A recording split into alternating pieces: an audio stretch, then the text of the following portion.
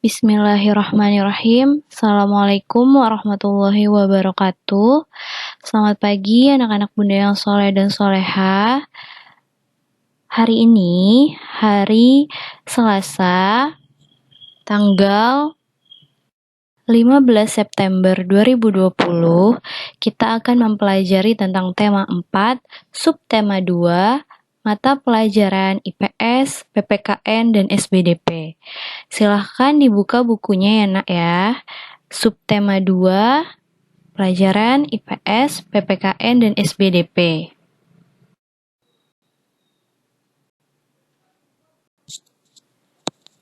Pada pembahasan kali ini, kita akan mempelajari pertama, peran Indonesia dalam kerjasama ASEAN di bidang politik.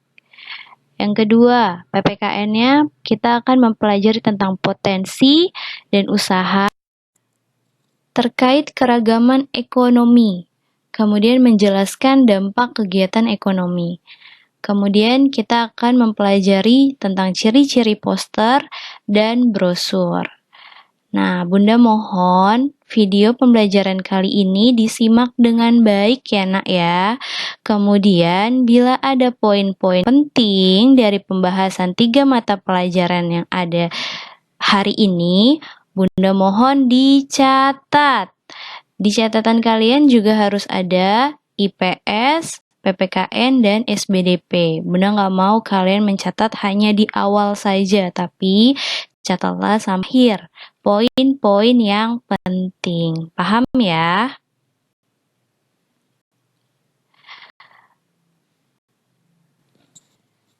Yang pertama adalah lahirnya ASEAN. Bunda hanya ingin mengingatkan kembali bahwa ASEAN merupakan organisasi negara-negara di Asia Tenggara, yang lahir pada tanggal 8 Agustus 1967 di Bangkok, Thailand.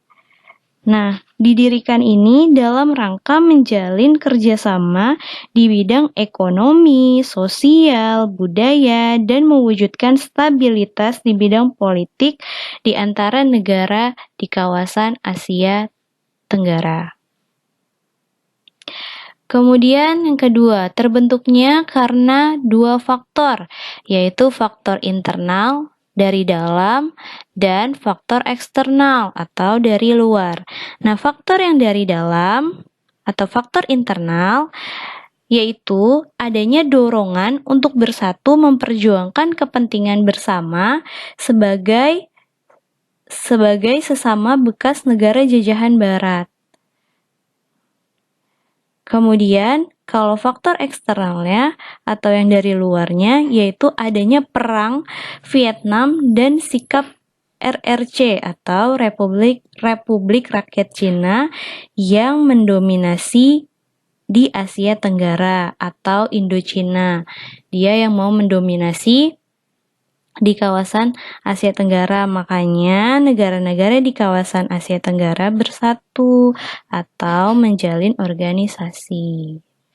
Nah, kemudian negara pendirinya itu ada 5. Yang pertama, Indonesia, Malaysia, Filipina, Thailand, dan Singapura.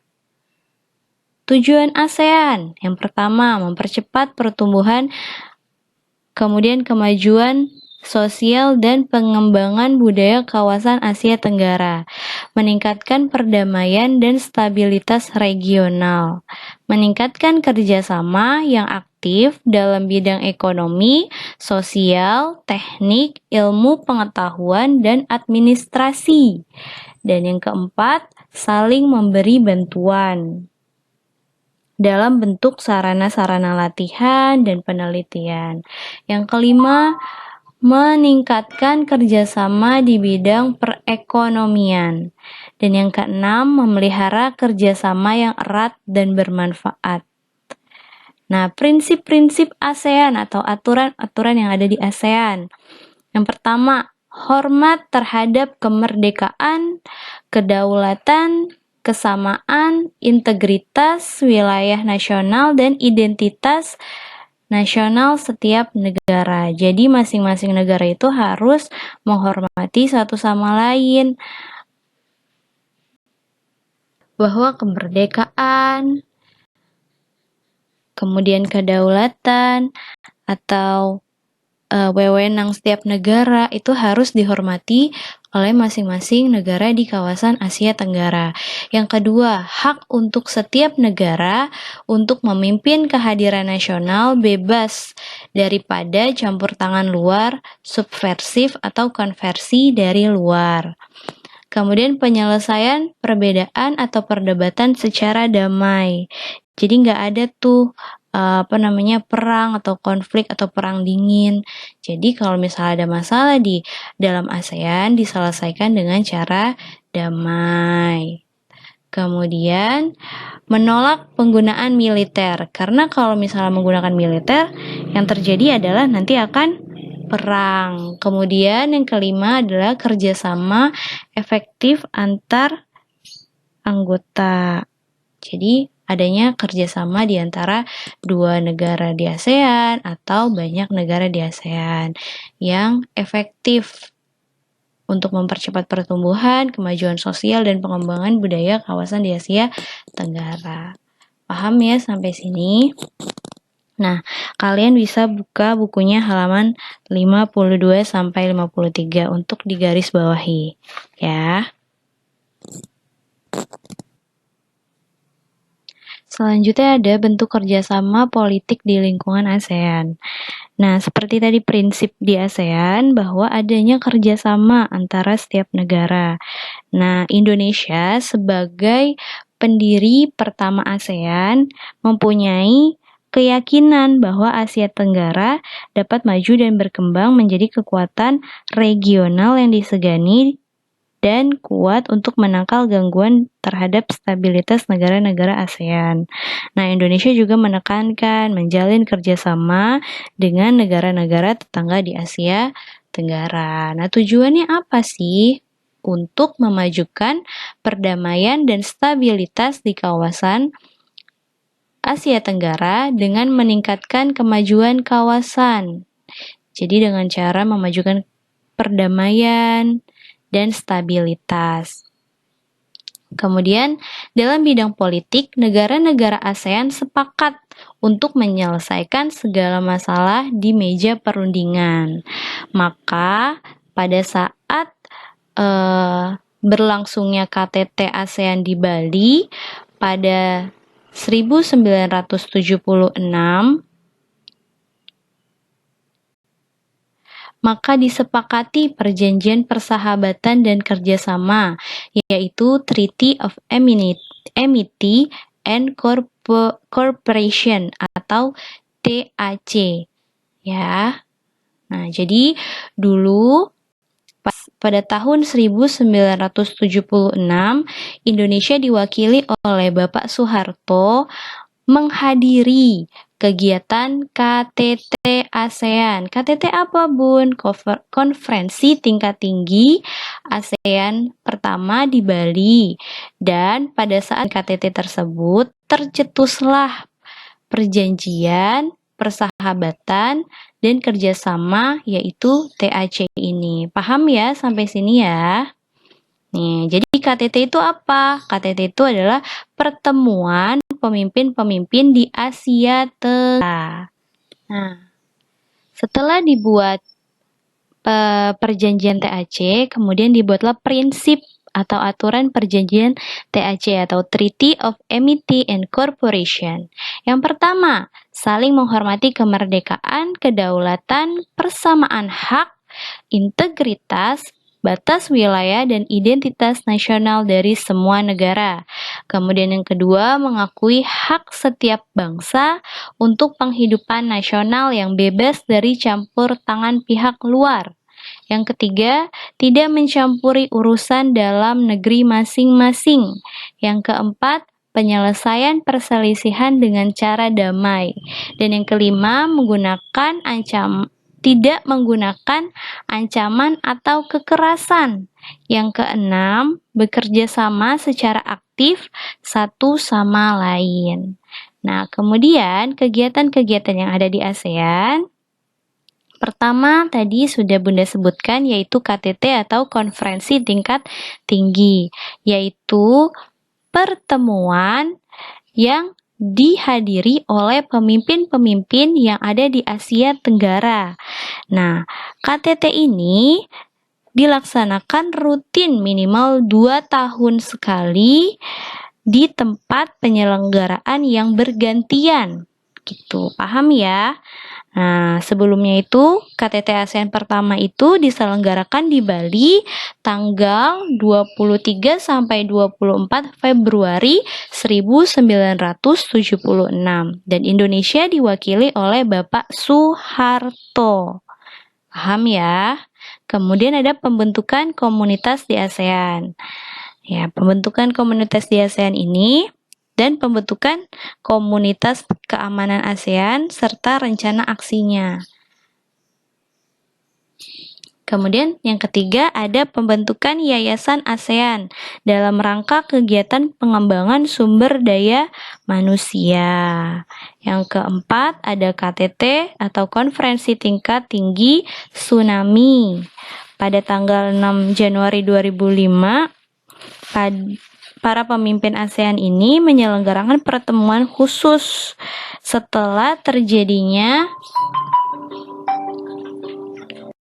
tsunami pada tanggal 26 Desember 2004. Kemudian pada tanggal 6 Januari dibentuklah Deklarasi Jakarta yang bertujuan untuk aksi dan memperkuat bantuan darurat, rehabilitasi, rekonstruksi, dan pencegahan atas dampak bencana gempa bumi dan tsunami. Karena pada saat itu Indonesia itu mengalami tsunami yang cukup dahsyat atau cukup besar di Aceh. Nah, makanya pemimpin-pemimpin di Asia Tenggara itu datang dan membentuk kegiatan KTT Tsunami yang menghasilkan Deklarasi Jakarta. Kemudian ada kerjasama di bidang kejahatan lintas negara yang berisi mengenai usaha-usaha ASEAN dan komitmen untuk bekerja sama dengan komunitas internasional dalam memerangi kejahatan lintas negara. Kemudian pertemuan ASEAN menghasilkan visi ASEAN. Jadi pada tahun 1997 bulan Desember di Kuala Lumpur itu menghasilkan visi ASEAN 2020, yaitu negara-negara Asia Tenggara yang bersatu melihat keluar hidup dalam perdamaian, stabilitas, dan kesejahteraan terikat bersama-sama dalam satu kemitraan pembangunan dinamis dalam satu komunitas yang saling peduli. Jadi di sini ada kegiatan Gerakan Nasional Keluarga Indonesia Bebas Narkoba. Nah, gerakan ini dibuat berdasarkan deklarasi atas negara-negara ASEAN yang membuat deklarasi Bebas Narkotika ASEAN 2015 pada KTT ASEAN ke-20 di Phnom Penh tanggal 3 sampai 4 April 2020. Silakan buka bukunya halaman 89. Jadi, pada pertemuan atau kegiatan KTT ASEAN ke-20 di Phnom Penh, itu negara-negara di ASEAN itu membuat deklarasi atau perjanjian bebas narkotika ASEAN 2015.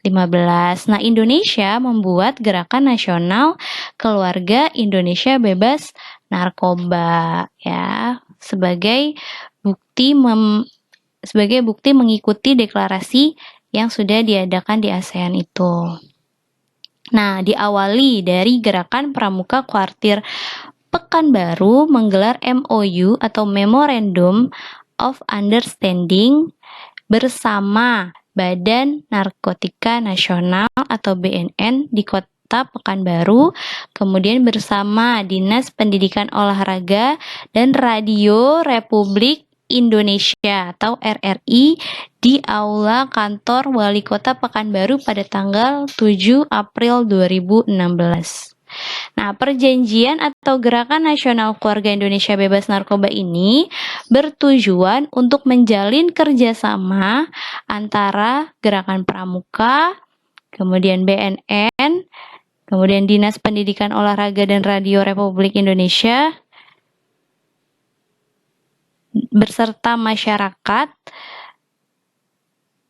dan sinergitas dalam pelaksanaan Gerakan Nasional Keluarga Indonesia demi mewujudkan keluarga Indonesia bebas narkoba. Sekarang kita masuk ke kegiatan ekonomi. Kegiatan ekonomi adalah kegiatan untuk memenuhi kebutuhan sehari-hari. Setiap orang pasti memiliki kebutuhan. Dan untuk memenuhi kebutuhan tersebut, orang akan melakukan kegiatan bekerja untuk memenuhi kebutuhan. Nah, kegiatan bekerja tersebut dinamakan dengan kegiatan ekonomis. Seperti, perhatikan gambarnya ya, petani. Petani menghasilkan atau bekerja di sawah untuk menghasilkan padi. Nah, kemudian ada nelayan. Nelayan bekerja untuk menangkap ikan sebagai pemenuhan kebutuhan sehari-hari. Nah, kemudian selanjutnya ada pertambangan. Ada orang yang bekerja di pertambangan untuk memenuhi kebutuhan seperti pembangkit listrik atau sebagainya. Kemudian orang yang bekerja di hutan sebagai penebang pohon yang menghasilkan kayu untuk masyarakat atau setiap orang. Kemudian ada di bidang perindustrian, membuat mobil. Digunakan untuk orang banyak. Kemudian ada orang yang bekerja di bidang jasa, yaitu tukang cukur. Kemudian ada peternakan. Nah, peternakan ini menghasilkan hewan-hewan yang dapat memenuhi kehidupan sehari-hari untuk pangan. Kemudian ada di perkebunan. Nah, perkebunan ini untuk memenuhi kebutuhan sehari-hari juga. Contoh, ada petani teh. Nah, dia kan menghasilkan tumbuhan teh untuk diolah menjadi teh untuk didistribusikan ke masyarakat. Nah,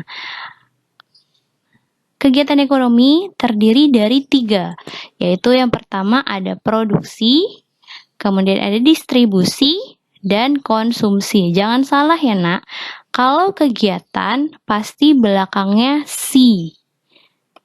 Ya, si dan si. Produksi ini adalah kegiatan menghasilkan barang atau jasa. Distribusi kegiatan menyalurkan barang atau jasa. Dan konsumsi adalah kegiatan menggunakan barang atau jasa. Dan setiap pekerjaan yang sudah Bunda sebutkan tadi, itu ada kegiatan produksinya, ada kegiatan distribusinya, dan ada kegiatan konsumsinya, di mana semua kegiatan ini dinamakan kegiatan ekonomi atau kegiatan memenuhi kebutuhan sehari-hari. Dipahami ya, Kemudian nak ya? ada menggali potensi di bidang ekonomi. Jika kemampuan kalian di bidang ekonomi diasah atau ditekuni dengan baik, pasti akan menghasilkan sesuatu yang baik. Contohnya seperti Hamzah Izaul Haq. Nah, pemuda ini kelahiran tahun 26 April 1993. Beliau ini sudah menjadi pebisnis yang memiliki 44 cabang bimbel atau bimbingan belajar dan usaha Sofabet di Tangerang. Nah, dia itu menekuni usahanya ini mulai dari 18 tahun. Dan dia bekerja sama dengan pamannya. Kemudian sampai sekarang dia telah memiliki 44 cabang bimbel dan usaha Sofabet di Tangerang gitu. Kalian bisa buka halaman 68 ya untuk menggarisbawahi poin-poin pentingnya.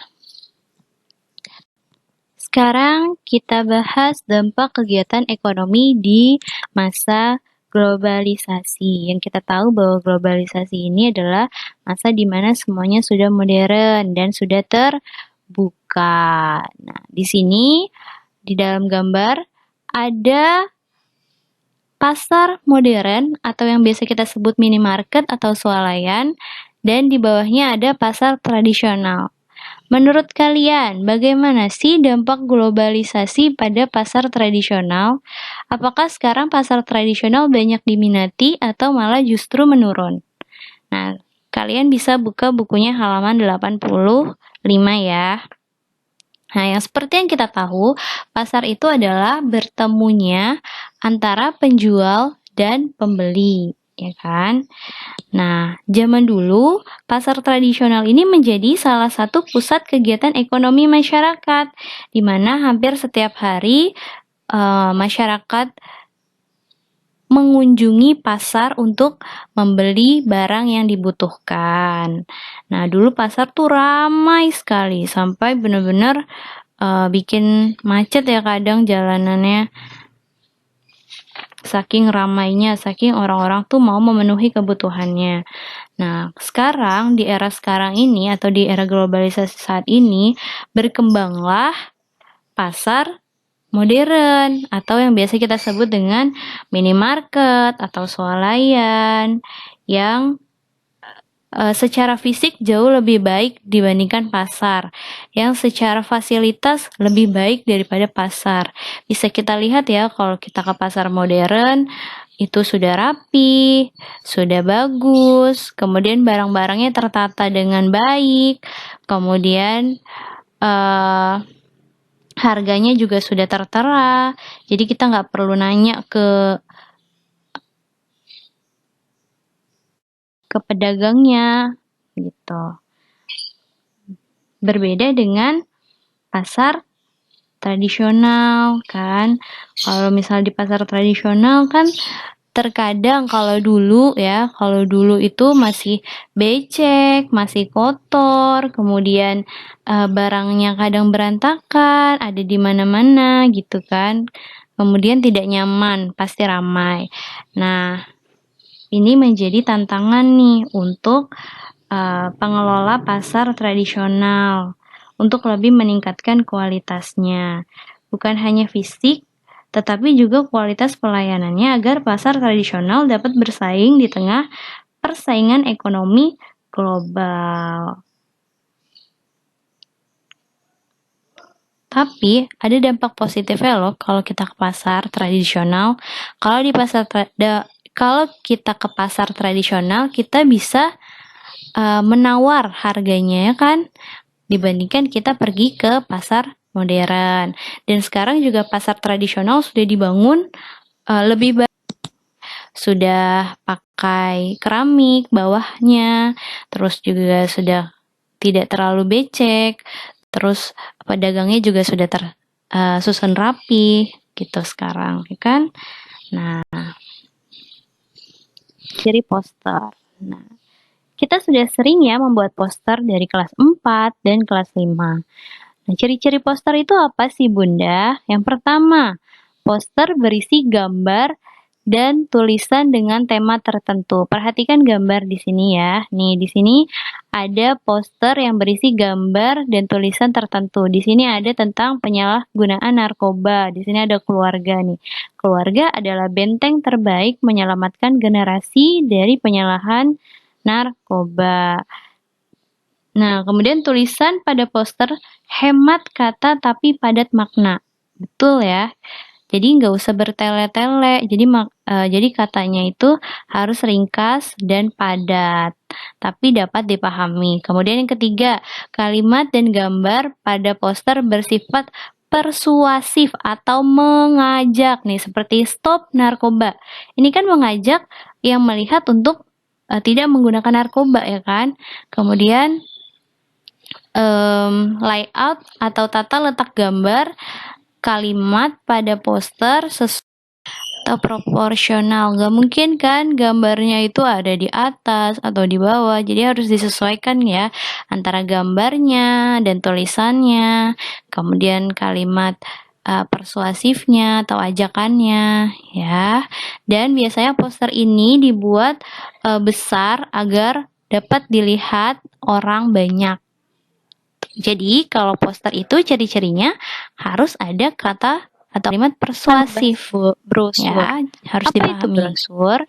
Brosur adalah informasi tertulis mengenai suatu masalah yang dicetak pada satu atau lebih halaman kertas. Nah, bisa kita lihat di sini ya, brosur ini berupa informasi yang halamannya itu berlipat-lipat atau lebih dari satu halaman. Nih, ada juga yang seperti ini, dilipat 2 atau dilipat 3 seperti ini. Ini namanya brosur ya, diingat-ingat ya. Kalau brosur itu adalah informasi mengenai suatu masalah yang dicetak pada satu atau lebih halaman.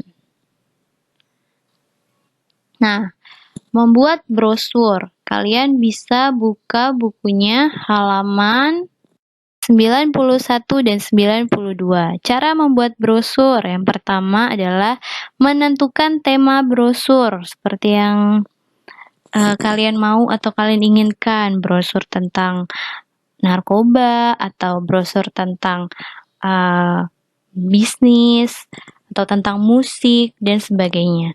Kemudian yang kedua, menyiapkan materi yang akan ditulis atau dimasukkan. Jadi kan brosur itu kan tadi ada lebih atau satu atau lebih halaman ya. Nah, kalian harus menyiapkan tuh apa saja yang mau kalian tulis di halaman-halaman pada brosur. Kemudian yang ketiga, menyiapkan bahan dan alat berupa kertas karton kuarto atau folio, ballpoint, spidol, dan penggaris. Kemudian lipatlah kertas sesuai dengan salah satu pola pada gambar di samping. Jadi pola untuk membuat brosur itu ada banyak. Pertama yang 2 lipatan, kemudian ada yang 3 lipatan, yang ke kanan dan ke kiri. Kemudian ada Z-fold atau zigzag seperti ini ya. Zigzag seperti ini. Kemudian ada yang 4, yang lipatnya 4, 1, 2, 3, 4. Kemudian ada yang 3 panel gatefold seperti ini. Kemudian ada yang double gatefold nih kayak gini polanya. Kemudian ada yang roll atau yang digulung. Kemudian double parallel fold. Kemudian ada yang vertical half fold. Jadi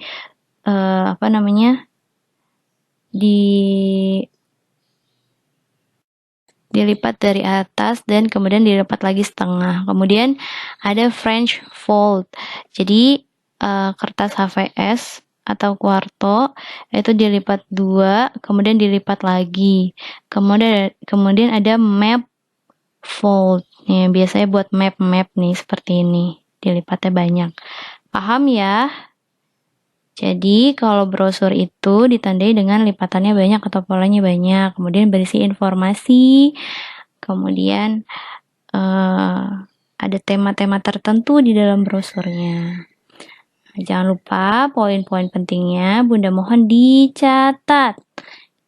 Ya, kenapa harus dicatat? Agar kalian mengingat. Jika ada yang ingin ditanyakan, silahkan langsung tanyakan ke Bunda Syifa atau ke Bunda Hayati ya. Terima kasih atas perhatiannya. Wassalamualaikum warahmatullahi wabarakatuh.